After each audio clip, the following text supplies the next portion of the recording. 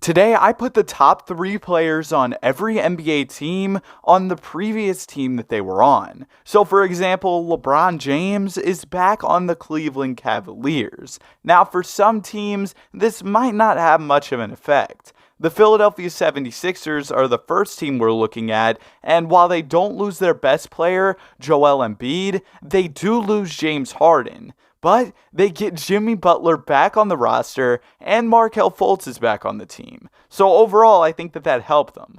But the Bucks, they kind of got cooked. They lost Chris Middleton and Drew Holiday. The Bulls, it's probably over. Get ready to try and get Wembanyama. The Cavs, they added LeBron. They added Lauri Markkanen. Yeah, they look ridiculous. They lost Donovan Mitchell, but honestly, for this roster, I think that they'd be willing to lose Donovan Mitchell. That roster looks good. The Celtics pretty much stayed the same. They did add Terry Rozier. He was on the Celtics before he ended up joining the Hornets. The Clippers, they bring back Shai Gilgeous-Alexander, but unfortunately Kawhi and PG are gone, so we'll see if Shai can carry. It's kind of crazy that they ended up trading Shai and all those picks and haven't won a ring as a result of that trade. I mean, they still got a chance to do it, but so far, maybe the Thunder fleeced in that trade. I don't know, man. It was a good trade for OKC. The Miami Heat, they lose Jimmy Butler, so they're probably cooked. The Hornets, they lost Terry Rozier and Kelly Oubre Jr. The Jazz bring back Rudy Gobert, Donovan Mitchell, and Bojan Bogdanovic, so they've got that same core. Plus, they've also got like Walker Kessler and Colin Sexton.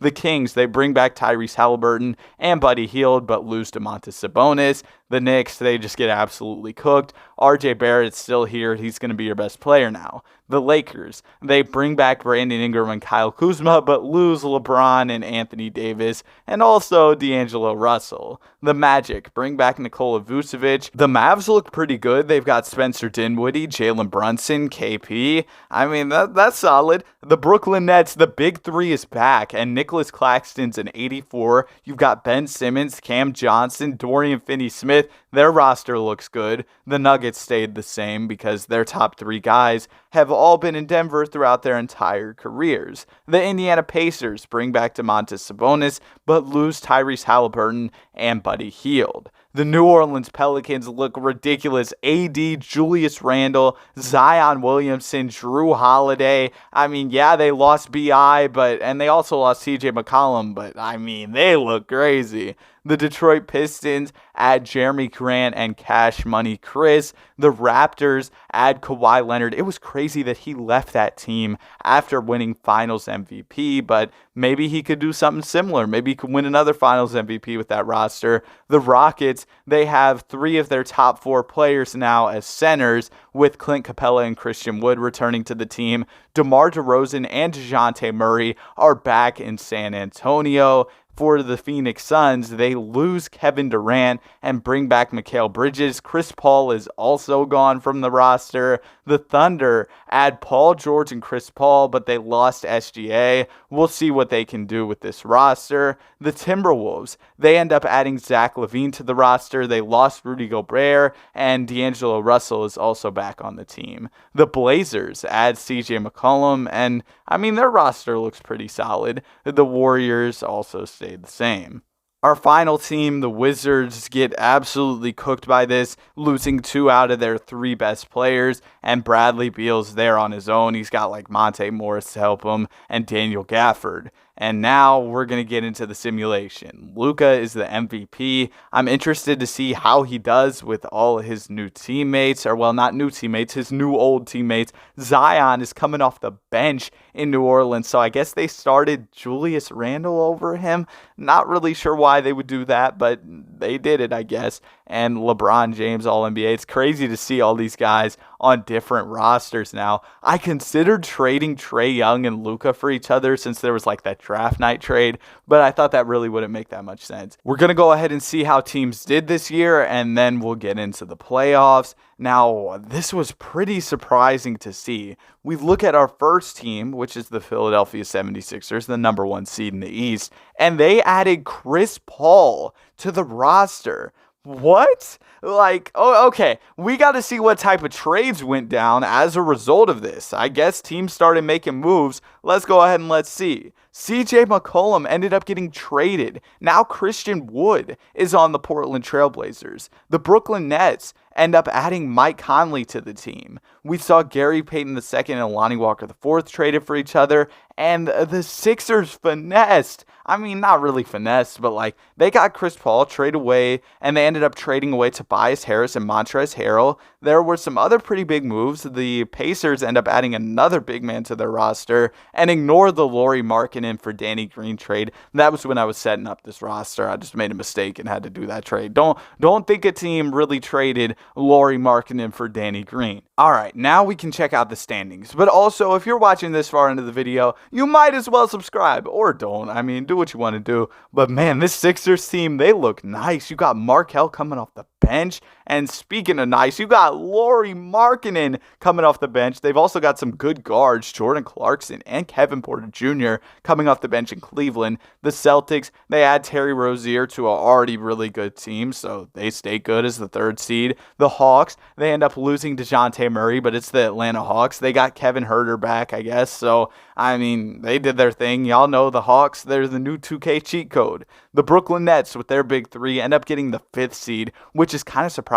I really like how they have Cam Johnson and Nick Claxton alongside guys like Kyrie and James Harden, who aren't exactly the best defenders. You have those guys to cover up defensively, and KD's a guy who can play some good defense for you. The Raptors make the 6th seed, and the Pacers, with all their centers, end up making the 7th seed. And then at 8th, we have the Pistons. The Pistons were able to do well. They added Jeremy Grant and Chris Middleton. They have a pretty solid amount of depth, I guess. And the Bucks, they kind of got cooked by this challenge, I'm not going to lie. Or I guess this isn't really a challenge, but they got cooked by like the players going back to their last team or whatever. Nikola Vucevic coming off the bench in Orlando is good enough for them to get the 10th seed. The New Orleans Pelicans, though, they're the number 1 seed. They have Zion coming off the bench, which is like, what? But the Warriors at number 2 look really good. I mean, they're the same team. The Grizzlies, they're the same. And the Mavs at 4. I mean, you've got some solid guys next to Luka, some good scorers. I could see why that team would do well. The normal Nuggets roster finishes 5th. The Portland Trailblazers finish 6th. I mean, their roster does look a lot better. Or maybe not a lot better, but at least a little bit better. And then at the 7th spot, you've got the Utah Jazz. Donovan Mitchell and Rudy Gobert back in town. Or, well, actually, they traded Rudy Gobert to get a pick. So Walker Kessler starting at the 5 for them. And then at the 8th spot, Shai Gilgeous-Alexander, he was cooking. He ends up leading the Clippers to the 8th seed. The Minnesota Timberwolves are here at 9th, and that's kind of surprising. They've got Zach LaVine, D'Lo. I mean, I know they lost Gobert, but I think overall their roster looks better. And the Thunder, who traded away Chris Paul, end up finishing as the 10th seed with Paul George on the roster. Now, let's go ahead and let's get into these playoffs. We're going to go ahead and kind of breeze through the first round, and then we'll take a little bit of a closer look at our second round matchups. Usually there's just so much going on in the first round. We're just going to go ahead and get to it with the second round. We've got the Mavs versus the Pelicans. Man, the Pelicans at the shooting guard and small forward don't exactly look too good, but I mean, the rest of their positions, they might just end up being all right. They've got some really good players over there. Then you've got the Memphis Grizzlies versus the Jazz. The 7th-seeded Jazz end up beating the Warriors. The Hawks versus the Sixers.